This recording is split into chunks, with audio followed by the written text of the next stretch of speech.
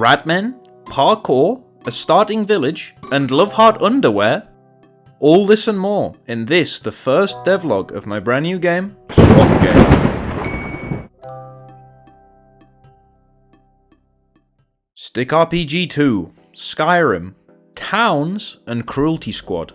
Which of these is the odd one out?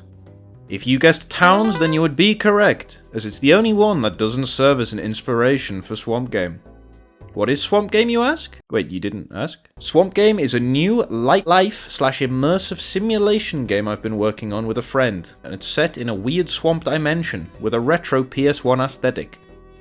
The game idea started as a desire for a sequel to the Stick RPG series, with the last entry, Stick RPG 2 Director's Cut, coming out almost 14 years ago.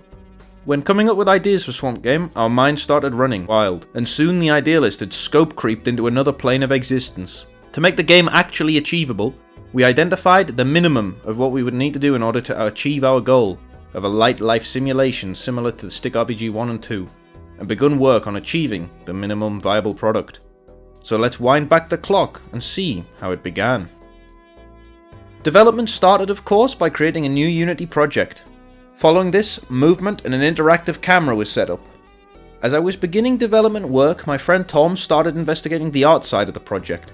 We knew we wanted a PS1 style aesthetic, as it both looks visually interesting and makes creating assets slightly easier in regards to modelling and texturing. Some basic trees and a ground texture, followed by an initial player model, were created, and honestly, for a first pass, I was very happy with how they look. Ideally, we'd like some small form of character customization to be in the final game, including, at a minimum, a male and female body type, a couple of hairstyles, skin and hair colours, and customizable underwear. Though, who would want to give up those cute love heart underpants? Combined with some mix-emote animations and the basics of a stamina system, and we're starting to see some good movement. From this point, Tom began experimenting more with different models, including a shack, a catwalk, and some plants and more.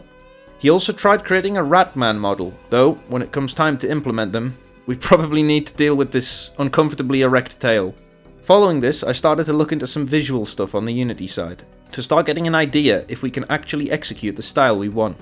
Some atmospheric fog, resolution changes and a moped, wait no, save that for later, and a subtle dither effect were implemented. And I think the game is looking a lot better. As I was working on boring but important things like saving and loading along with a horrific but temporary main menu, Tom created more assets for a starting town, including modular catwalk pieces that can be customized and a couple more buildings. I created a quick but nice water shader using the shader graph and slapped it all together in a test scene, and honestly, I think this is looking great. At this point, however, I had a crisis of faith, and didn't work on the game for a while. The focus on a third-person, more Souls-like character controller felt like it was overly complicating things, and didn't fit what I wanted in regards to the sandbox stick RPG elements. During this downtime, I discovered a couple of important things, however. First, the SOAP architecture. We'll talk about this in a future video, I'm sure. And third, better technique for creating assets using Substance Designer. This leads us to now. Currently, the game is undergoing a great first-personing, and let's say, Skyrimification in ways. The game honestly feels great in first person, and at a slightly higher resolution than originally implemented in third person, it's looking really good. There are a couple of big architectural changes that I'll be implementing as time goes on, and I also upgraded to Unity 6 during all of this. But overall, the state of the project is looking great, and I'm excited to continue work on it. I hope you've enjoyed this first quick devlog and a glimpse into the world of Swamp Game. I have a lot of ideas, and while I think many won't see the light of day, at least for a very long time, I'm excited to see where things go, and I hope you join me on the journey.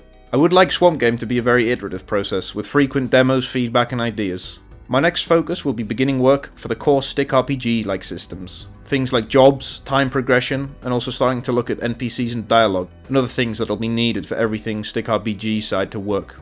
Anyway, thank you very much for watching, subscribe and like if you enjoyed, and I'll see you in the next Swamp Game devlog.